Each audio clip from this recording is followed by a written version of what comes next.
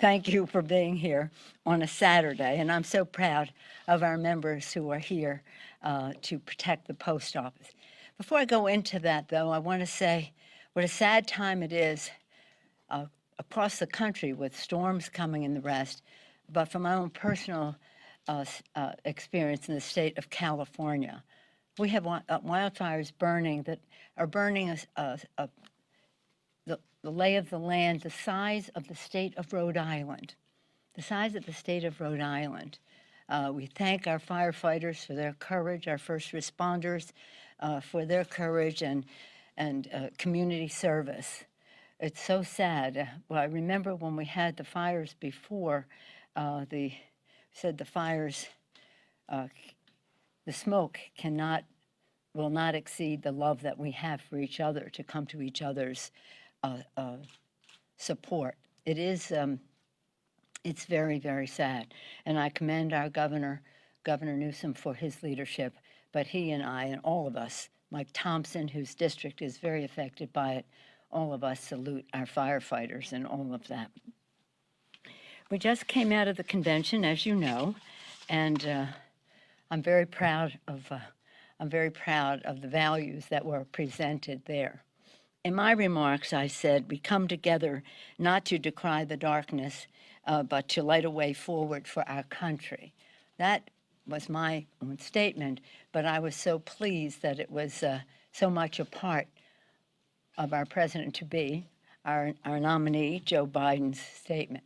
And so today, I come to shine a light forward for our postal system. Most people don't know, or perhaps you do, how significant the postal system was in the establishment of our country. Since that time, it has been as American as apple pie, motherhood, baseball, you name it. Over 90% of the American people support the postal system. There isn't any agency of government that can make that claim. It is a service, postal service. So when people say, well, it doesn't pay its own way, it's not a business, it's a service. And while we always want to subject every federal dollar to the scrutiny of what we're getting for it, let us remember that it is a service. No business that I can think of would ever be saddled with what we've done to the Postal Service, saying that they, in 2006, a bill passed that said that the Postal Service should pay 75 years of its health benefits in 10 years. 75 years of its health benefits in 10 years.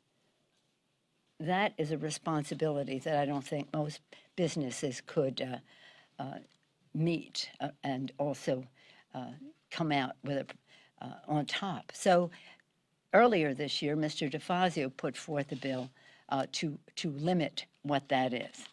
So when they say it doesn't pay us, well, we had to do these cuts and those cuts and those cuts. We're cutting service. We're cutting service, not we, but the new Postmaster General.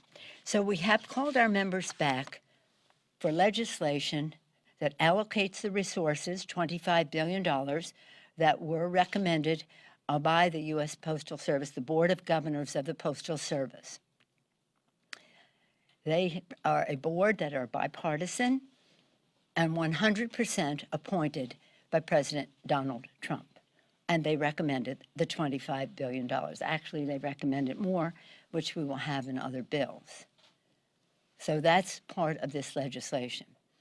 It is also necessary for us to have this legislation because in my conversations with the Postmaster General, which were most unsatisfactory, he said he had no intention of restoring the post office boxes that were removed, no intention of restoring the sorting machinery in the Postal Services and other infrastructure very essential to keeping the mail on time.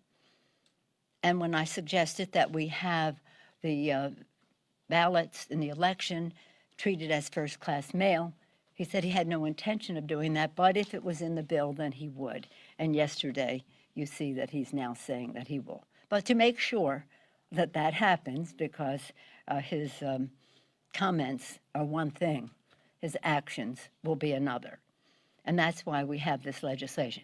We'll be talking about it on the floor. Our distinguished chair, Carolyn Maloney, chair of the Committee of Jurisdiction, will be making her presentation as soon as the vote is over, shortly at 1 o'clock, and we'll have more to say. But I think it's very useful to people to take the pride that it does. Letters to Santa, messages from the Tooth Fairy, families communicating. I know people are doing some things on social media, and that's good. But as a grandmother, I can tell you there's no substitute than a drawing or a note from your grandchild through the mail. But more important than that, as important as that is to our culture, our health. 1.2 billion prescriptions sent through the mail in 2019. 80-90%, depending on the figures, and we're trying to verify them, but at least 80% of the prescriptions sent from the VA to our veterans through the mail. So when the mail slows down, the medication slows down, the health of our veterans are affected. And that's who we are hearing from, the mail slowing down. And that's what we have to address today. And again, we'll go over all the provisions of the bill about stopping the slowing down of the mail. But this was an intention. Now the Postmaster General is saying we're going to not do any of this until after the election. Our legislation is not just about the election. It's about, surprise, surprise, Mr. Postmaster General, the coronavirus, COVID-19, which has a big impact on the election as well as first and foremost on the health of the American people. So this isn't just about until after the election, if that can be trusted. It's about the length, as we say in the bill, the end of January or the end of coronavirus, which other takes longer. And so this is why this legislation is necessary too, because even in his statements, which are ambiguous, they don't go far enough. I'm excited about the history of it. In the early 1770s, building on the work of Benjamin Franklin, who oversaw the precursor of the Postal Service from 1753 to 1774, the revolutionaries established underground networks, the committees of correspondence, and then the Constitutional Post that enabled them to communicate without the knowledge of the British. It goes on to say the earliest committee was formed in 1764 in Boston. It goes on. Our first Postmaster General was Benjamin Franklin. The exchanges that followed what I just described built solidarity during the turbulent times and helped bring about the formation of the First Continental Congress. And in any event, when Alexis de Tocqueville spoke in that century, he said Alexis de Tocqueville would praise the Postal Service, writing that not in the most enlightened rural districts of France is there an intellectual movement so rapid or on such a scale as in this wilderness. The effectiveness from the start. And so that, as I say, rooted in American history, part of the communication that established us from going from colonies to a country, there for America's families to communicate, businesses to thrive, medicines to be delivered. Now at this case, time of an election, at the time of a pandemic, a safe way for people to vote. It's very important to shine a bright light on the postal system and to show our appreciation for what is done. Nearly 100,000, 97,000, I think the number is, 97,000 veterans are employed by the Postal Service. So this for us is a joyous occasion to come together to vote for the Postal Service and to meet the needs of our people, our constituents. You can ask any member of Congress across the country, Democratic or Republican, if they're hearing from their constituents on this subject, and they are. As we go forward then, just to note that tomorrow will be 100 days today 99 days since we passed the HEROES Act. It is very urgent, even more so than when we passed it, for us to have the values. This isn't a discussion about just dollars. It's about values and how we value the health and well-being of the American people, how we honor and value the work of our heroes, our healthcare workers, our first responders, our teachers, our transportation, sanitation, food workers, all many employed by the state and local government. And a big obstacle to our going forward is the attitude of the Republicans, let the states go bankrupt, and not fully coming to the table to support that. And of course, right now, as a grandmother and a mom of grandchildren in school and children who teach, we really have to make it safe for our children to go to school, and that takes money. It takes money for distancing and more teachers, bigger classrooms or more classrooms, ventilation, and the rest. Out of the 100 biggest school districts in the country, over 75 of them are either 62 all virtual, another dozen or so hybrid, a small number actual. And our fight with the administration has been that they want the bulk of the money to go only if you actually open up, which is a small percentage of the biggest school districts in our country. So, and who pays mostly for schools but state and local government? So we can't have the firings that will incur if we don't fund state and local government to address the funds that they have spent, the outlays they have made on the coronavirus and the loss of revenue. But more important than that even is the firings that will occur could be in the millions. Already it's 1.5 million, could be 3.5 million more people fired. And what does that do but add to the unemployment ranks? And what does that do but hurt our economy? So in any event, this today is one piece of what we have in the HEROES Act. I'm not for splitting it up, except this is an emergency and it has policy in it that was not in the HEROES Act. So I'm very proud of our members for coming back for this. In the course of the day, I'll be meeting with them and we'll be talking about the justifications. By what measure, what justification, scientific, institutionally, et cetera, are we saying we need so much more money for education than the administration is ready to give? By what scientific basis are we justifying the funding that we want for testing, tracing, treatment, distancing, et cetera? By what justification are we saying we need over $50 billion for child care? We're telling people that they have to go to work. They can't because they have a child who's not going to school. So child care is an answer in some of those cases. So the list goes on, and we have put the justification for it. I will do so more intensely as we negotiate an agreement that we must have for the American people. Again, I'm sad about the state of California, but anytime a natural disaster hits, it's so sad. And Iowa is suffering so badly in all of this. I hope that as soon as we can be, the federal government will be there to support what our members of Congress there have been asking for. Any questions? Yes, ma'am. Thank you, Madam Speaker. Two, if I could. First of all, we see that it looks like the Republicans will not be supporting this bill. And I'm wondering if it does not go through, can you tell us, are there any negotiations on the next COVID package? Is there any other opportunity for this funding that you're seeking, if this stalls? And then just more broadly, I was wondering if you could tell us, what is the message to voters who may be concerned about the problems with the mail and wondering what they should do? Should they go to the polls? Should they send their ballot Yes. to mail? What's the advice? Well, you have a three-pronged question there. First, let me say we will pass the bill, and it will be in a bipartisan way today, and then we will send it to the Senate.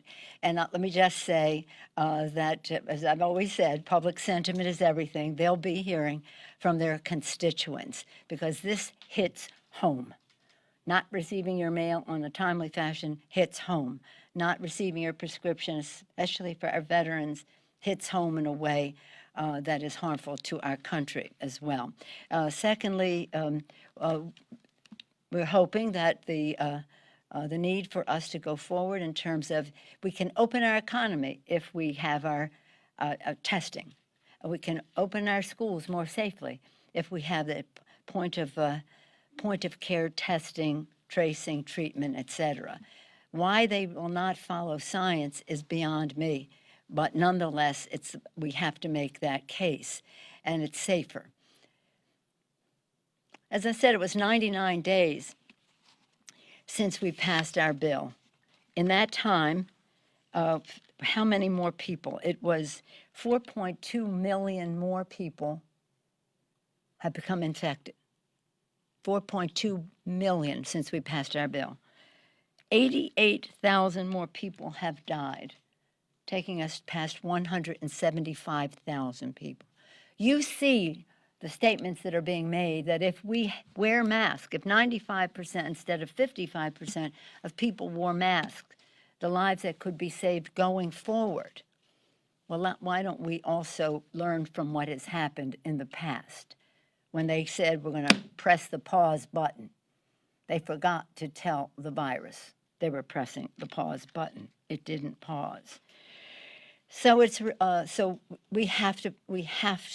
we must absolutely have an agreement as we go forward that helps state and local government do their job to fight the coronavirus, to educate our children, to do so in a way that is safe and, again, honors our heroes. Pass something that is sufficient in terms of crushing the virus. Instead, they're crushing the Affordable Care Act in court and the pre-existing condition. So this is not just about dollars and cents, it's about values and common sense.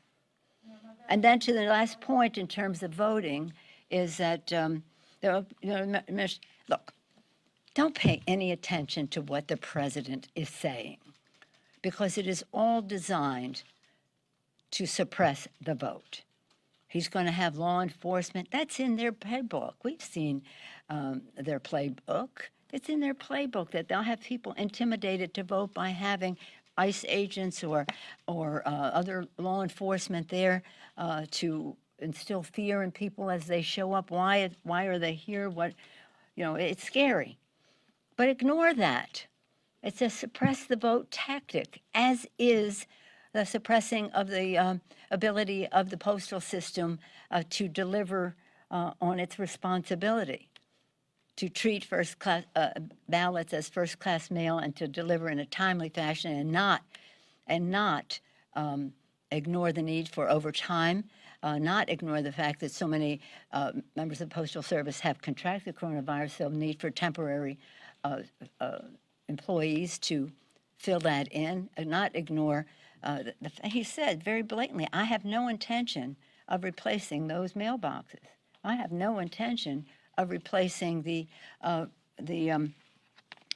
machinery and the sorting machinery. And that, by the way, is an OSHA issue in terms of sortment and the machinery to help do it.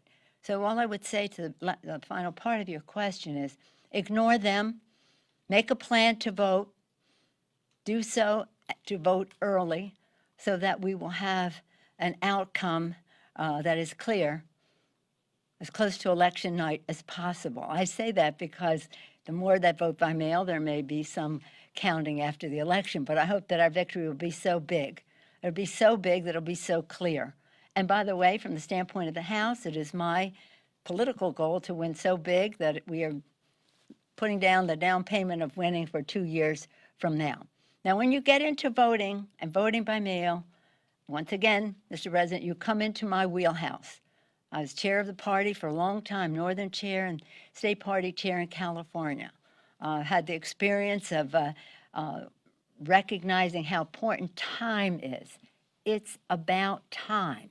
It's about the time it takes to get the mail to the people to vote, to get it to the post office, to make sure it's there in a timely fashion. It's about the time it takes to print some of the materials, both the ballots as well as the persuasion materials. So I've been known to be there with my friends and volunteers, is sitting there all night next to a printing machine to make sure somebody else didn't come in ahead of us with their mailer, so that we could be on time for the post office. So this is exciting for our country. It's how we communicate, it's how we vote, it's how we protect the health and well-being of the American people, and what they're doing both in the Postal Service until they got caught, and what the president is saying, and now his move about putting law enforcement, extra law enforcement people at the polls. Why would he do that except to scare people off? Why pay attention to that?